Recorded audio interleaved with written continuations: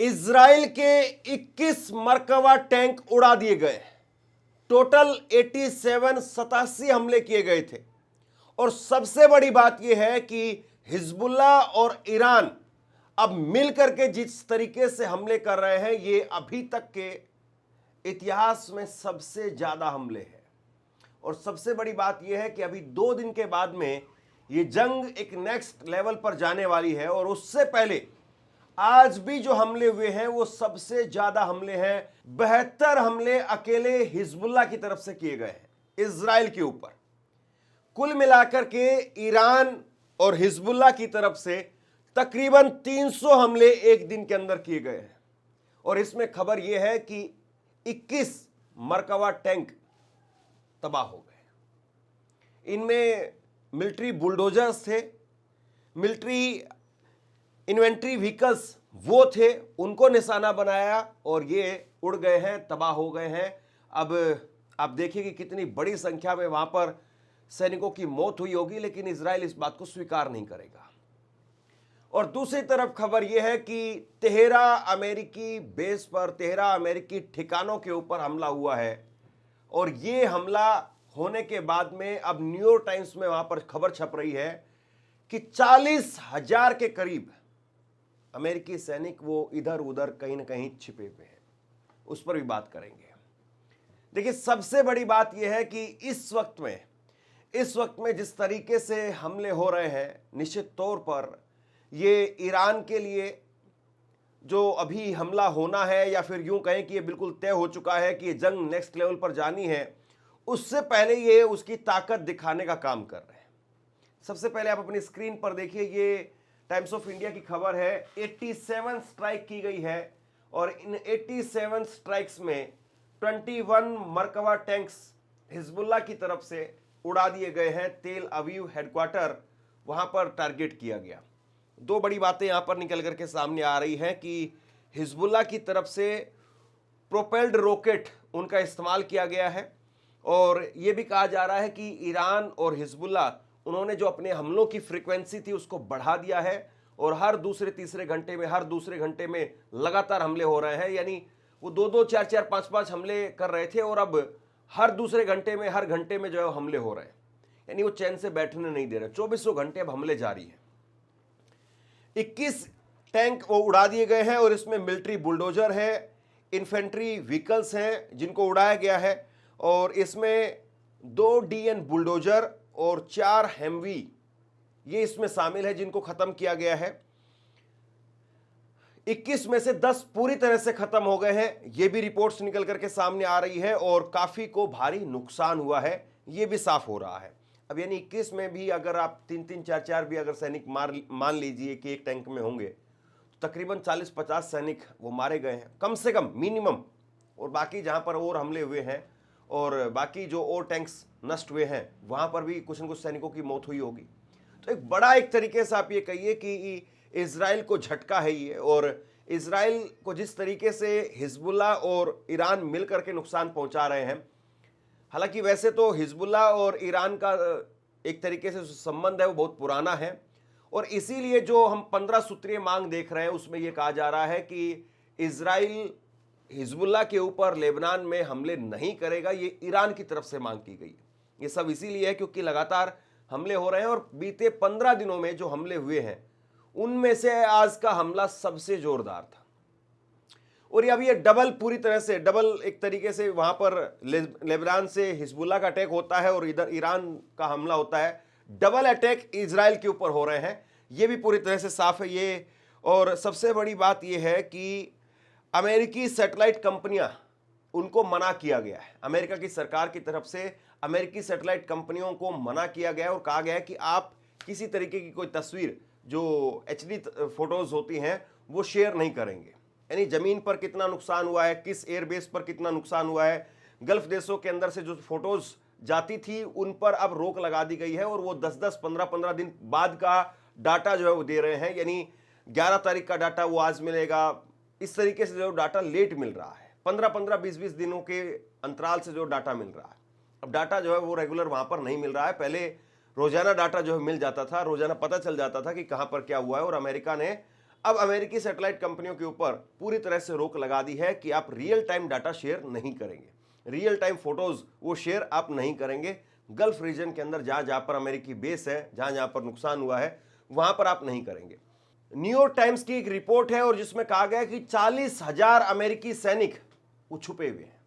40,000 अमेरिकी सैनिक। ये जो पूरा रीजन है जो खाड़ी देशों का, इसमें तकरीबन 50,000 अमेरिकी सैनिक हैं और 50,000 में से 40,000 अमेरिकी सैनिक इस वक्त में छिपे हुए हैं। जितने भी जहां पर भी बेस है, अमेरिका ने तकरीबन सारे बेस या तो खाली कर दिए हैं या फिर बहुत कम नाम मात्र की वहां पर जो है वो सैनिकों की तैनाती है। बाकी तकरीबन मोस्टली बेस खाली कर दिए गए हैं और वहां पर अब अमेरिकी सैनिक ना के बरोबर है। न्यूयॉर्क टाइम्स की रिपोर्ट यही कह रही है कि 40,000 अमेरिकी सैनिक वो छिपे हुए हैं, अलग अलग जगह पर छिपे हुए हैं, होटल्स में हैं, स्कूलों में हैं, रिहायशी बिल्डिंगों में डेरा डाले हुए हैं 40,000 अमेरिकी सैनिक। तो आप सोचिए कि जो देश ये कहा जा रहा है कि अब खार्ग आइलैंड पर कब्जा कर लेगा, ट्रुप्स को ग्राउंड पर उतारेंगे, ये खाड़ी के देशों में अपने एयरबेस पर नहीं जा पा रहे हैं। ये खाड़ी के देशों में भी इनको शरण लेनी पड़ रही है। जो बेस है उसको छोड़ करके होटल्स में, बहरीन के अंदर इसीलिए एक होटल में जो है वो धमाका किया गया था ईरान की तरफ से, क्योंकि वहां पर अमेरिकी सैनिक छिपे हुए थे। तो जो अपने ही देश के, जो अपने ही बेस पर नहीं आ पा रहे हैं, वो दूसरे देश में जाकर के हमला कैसे करेंगे? ये सबसे बड़ा सवाल। आप ईरान की धरती पर कैसे उतरेंगे जब आप सिविलियंस के बीच में छिप रहे हैं? और ये किसी और की रिपोर्ट नहीं है, न्यूयॉर्क टाइम्स की रिपोर्ट है। और न्यूयॉर्क टाइम्स जो कुछ कहे आप उसका डबल मान करके चलिए, क्योंकि ये फिर भी अमेरिका का बहुत होल्ड है और जाहिर सी बात है सरकार के सामने और अखबार चलाना कोई आसान काम नहीं है। और दूसरी बात यह है कि न्यूयॉर्क टाइम्स की इसी रिपोर्ट में यह भी कहा गया है कि भाई इन देशों से, यानी खाड़ी देशों से अब ऑपरेट करना वो अमेरिका के लिए तकरीबन नामुमकिन जैसा काम हो गया है। यानी इतना नुकसान हुआ है खाड़ी देशों में, जो अमेरिकी बेस थे वहां पर 13 ठिकानों पर इतना नुकसान हुआ है कि अब वहां से ऑपरेट नहीं किया जा सकता। जब तक उनकी रिपेयर और दोबारा से स्ट्रक्चर को खड़ा ना किया जाए तब तक वहां से आप हमला नहीं कर सकते हैं। ये एक तरीके से दर्शाता है कि ईरान की कैपेबिलिटी है कि ईरान ने पिछले 10 दिनों के दौरान ही, शुरुआती 10 दिनों के दौरान ही अमेरिकी बेस को पूरी तरह से अंधा बना दिया और अमेरिका अब देख नहीं पा रहा है, अमेरिका अब रोक नहीं पा रहा है ईरान के मिसाइलों को। और 30 साल का, 40 साल का जो इन्वेस्टमेंट था अमेरिका का, वो इन्वेस्टमेंट खत्म हो गया। उस इन्वेस्टमेंट को इतना भयंकर तरीके से झटका लगा है कि वो इन्वेस्टमेंट अब अमेरिका के किसी काम का नहीं है, उसको फिर से खड़ा करना पड़ेगा। बहुत भयंकर तरीके से नुकसान हुआ है और ये न्यूयॉर्क टाइम्स की रिपोर्ट जो बता रही है। लेकिन डोनाल्ड ट्रंप बाज नहीं आ रहे। डोनाल्ड ट्रंप ने देखिए कि पोस्ट किया है और इस पोस्ट के जरिए डोनाल्ड ट्रंप ने क्या कहा है मैं आपको बता रहा हूं। डोनाल्ड ट्रंप उन्होंने पोस्ट किया और उसके जरिए वो कह रहे हैं कि ईरानी नेगोशिएटर बहुत अलग और बहुत अजीब हैं, वो हमसे डील करने के लिए गुजारिश कर रहे हैं जो उन्हें करना चाहिए, क्योंकि उन्हें सैन्य दृष्टि से खत्म कर दिया गया है और वापसी का कोई मौका नहीं है। और वो फिर भी सबके सामने कहते हैं कि वो सिर्फ हमारे प्रस्ताव को देख रहे हैं। गलत है, उन्हें जल्द ही गंभीर हो जाना चाहिए, इससे पहले कि बहुत देर हो जाए, क्योंकि एक बार ऐसा हो गया तो फिर पीछे मुड़ना मुमकिन नहीं है और यह अच्छा नहीं होगा। कुल मिलाकर के मैं अगर आसान भाषा में कहूं, जो डोनाल्ड ट्रंप ने बताया है, डोनाल्ड ट्रंप ये कह रहे हैं कि भैया ये जो ईरान के लोग हैं इनसे डील करना बहुत मुश्किल काम है। पहली बात तो ये कह रहे हैं। दूसरी बात, डोनाल्ड ट्रंप ये कह रहे हैं कि बहुत अजीब आदमी है, बहुत अलग किस्म के आदमी है। साहब आपको बहुत देर से पता चला कि किस किस्म के आदमी है। ये इस किस्म के आदमी है कि इस आदत को चुनते हैं, ये सरेंडर करना नहीं चुनते हैं।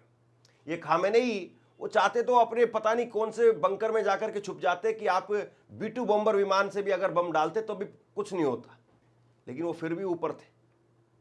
तो उस आदत को जो है वो कबूल करते हैं और झुकते नहीं है। ये साफ तौर पर दिखाई दे रहा है। चाहे वो अली लारीजानी हो जिनको आपने मारा, वो पब्लिकली सड़क पर घूम रहे थे 2 दिन पहले, आपने उनको ट्रैक कर लिया। वो चाहते तो अपने बिल में छुपे रहते, वो भी सुरंग में छुपे रहते, बंकर में छुपे जाते, लेकिन वो चले गए। और इसके बाद में वो कह रहे हैं कि ईरान के जो लोग हैं वो हमसे गुजारिश कर रहे हैं डील करने के लिए। कौन किससे गुजारिश कर रहा है इस बात को तो पूरी दुनिया जानती है। आगे डोनाल्ड ट्रंप ने कहा कि वो मान जाए तो अच्छी बात है और वो इसलिए गुजारिश कर रहे हैं क्योंकि हमने उनको सैन्य तौर पर पूरी तरह से खत्म कर दिया है। अब सैन्य तौर पर खत्म कर दिया है तो ये 21 जो विमान मारे गए हैं और आपके जो सैनिक छुपे हुए घूम रहे हैं, आपके न्यूयॉर्क टाइम्स की जो रिपोर्ट है, क्या वो ऐसे ही मधुमक्खी के छत्ते से छुप करके घूम रहे हैं?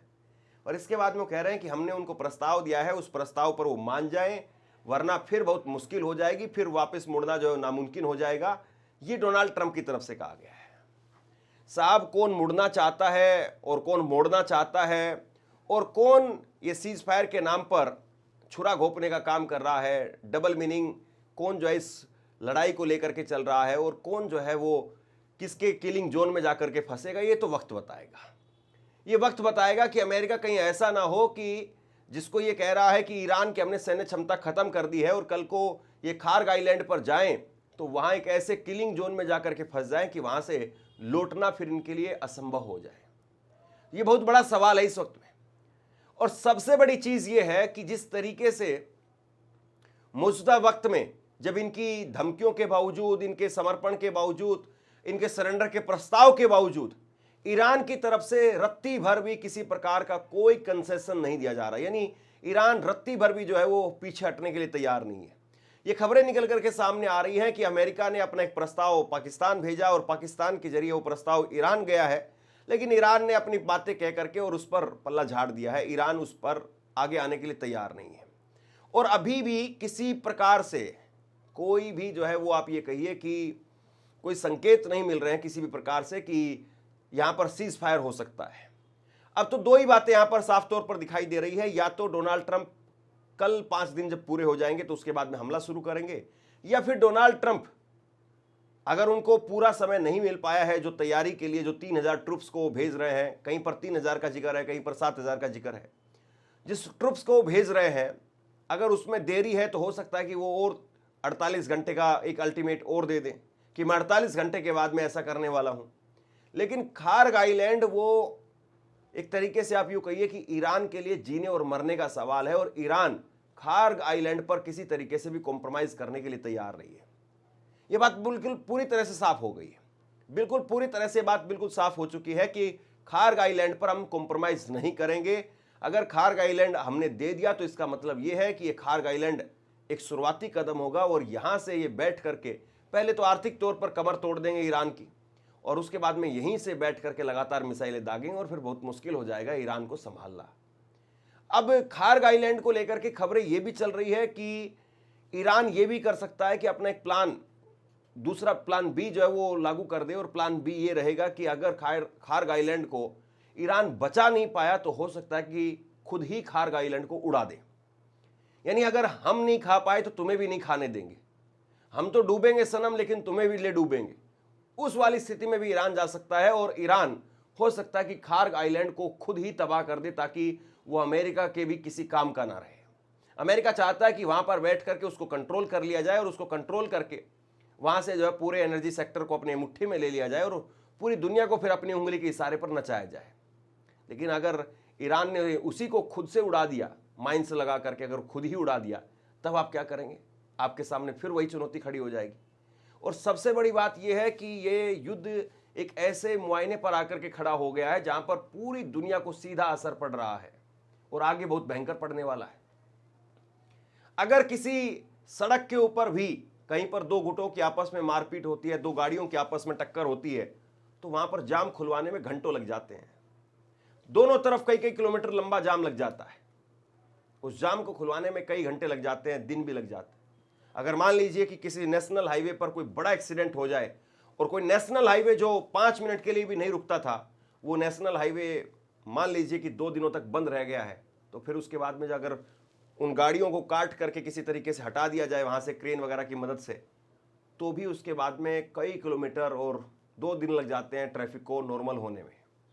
यहां तो 30 दिनों के तक, अब देखिए 26 दिन इस जंग के हो गए हैं और पहले से ही जो स्ट्रेट ऑफ हॉर्मुज से जहाज जो आने जाने कम हो गए थे, यानी इतना लंबा एक गैप हो गया है। और दूसरी बात यह है कि वहां पर जो माइंस बिछी हुई है, यानी जो सड़क वहां पर तोड़ी जाएगी, एक तरीके से आप यूं मान करके चलिए, वो जो जल मार्ग है उसको जो तोड़ा जाएगा, उसकी भरपाई करने में, उसको रिकवर करने में समय लग जाएगा। जापान ने कहा है कि अगर हमें अनुमति मिलती है, अगर सीज फायर होता है तो हम अपने जहाज को वहां पर भेजेंगे और वहां पर भेज करके जो माइंस बिछाई गई है उनको हटाएंगे और उसके बाद में उस रास्ते को क्लियर करेंगे, यानी बहुत समय लगेगा। और उसके बाद में जो जहाज उधर फंसे हुए हैं, जो जहाज इधर से जाने हैं, एक तरीके से वही जो सड़क के ऊपर होता है वही जो है वो वहां पर भी होगा और उसी तरीके का जाम लगेगा और फिर उसके बाद में जहाज निकलने में, रूटीन में आने में फिर बहुत समय लग जाएगा। लेकिन ये तब की बात है जब सब कुछ ठीक ठाक रहा तब, लेकिन अभी तो कुछ ठीक ठाक दिखाई नहीं दे रहा है। अभी तो सिर्फ और सिर्फ कयामत दिखाई दे रही है। इस कयामत को रोका जा सकता है या फिर ये कयामत तो आएगी ही आएगी। और अगर ये कयामत आएगी तो कहर किस पर टूटेगा? अमेरिका पर, इजराइल पर या ईरान पर, या पूरी दुनिया ही इस कहर की चपेट में आएगी? सबसे बड़ा सवाल ये है। शेयर कीजिए इस खबर को और लगातार हमारी कोशिश यही है कि आपको पल पल की अपडेट इस युद्ध की दी जाए और क्या कुछ इसके पीछे चल रहा है वो पूरी राजनीति आपको समझाई जाए। आपको हमारी खबरें कैसी लग रही है नीचे कमेंट बॉक्स में लिख करके जरूर बताइए। इस खबर को शेयर कीजिए, चैनल को सब्सक्राइब कीजिए, वीडियो को लाइक जरूर कीजिए और अपनी राय नीचे कमेंट बॉक्स में बताइए। और अगर आपके लिए संभव है तो हमारी आर्थिक तौर पर मदद भी कीजिए। शुक्रिया।